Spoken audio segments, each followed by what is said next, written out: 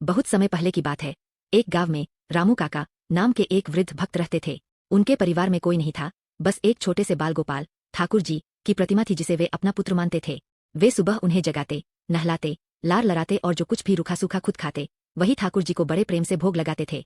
एक बार गांव में भयंकर अकाल पड़ा।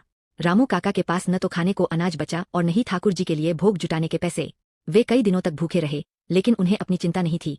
उन्हें दुरहक इस बात का था कि उनका लल्ला ठाकुर जी भूखा है। उन्होंने ठाकुर जी से बहुत प्रार्थना की, मिन्नतें की, लेकिन जब स्थिति नहीं सुधरी तो भक्त का धैर्य जवाब दे गया।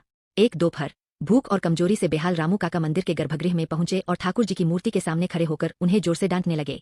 उन्होंने गुस्से में कहा, सुन रे नटखट, बहुत हो गई तेरी लीला। तू खुद को जगत का पालनहार कहता है, पर यहाँ तेरा बाप भूखा मर रहा है और तुझे कोई फिक्र नहीं। क्या तुझे शर्म नहीं आती कि तू 56 भोग छकता है और तेरा भक्त दाने दाने को तरस रहा है।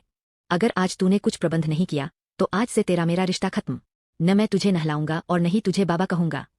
रामू काका यही नहीं रुके। उन्होंने गुस्से में ठाकुर जी की लाठी उठाई और हवा में लहराते हुए बोले, अगर तू बाहर नहीं आया और मेरा समाधान नहीं किया तो आज यह लाठी तेरे ऊपर ही गिरेगी।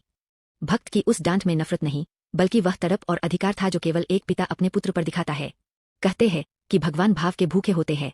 जैसे ही भक्त ने डांट लगाई, मंदिर का द्वार अचानक खुला और एक अनजान व्यक्ति अनाज की बोरियों और फलों की टोकरियों के साथ वहां आया। उसने कहा कि वह पास के शहर का एक व्यापारी है और उसे स्वप्न में आदेश मिला था कि वह इस मंदिर में रसद पहुंचाए। रामू काका समझ गए कि यह उनके लल्ला की ही लीला है। उनकी आंखों से अविरल आंसू बहने लगे। वे ठाकुर जी के चरणों में गिर पड़े और बोले, मुझे क्षमा कर देना लल्ला, मैंने तुझे बहुत बुरा भला कहा।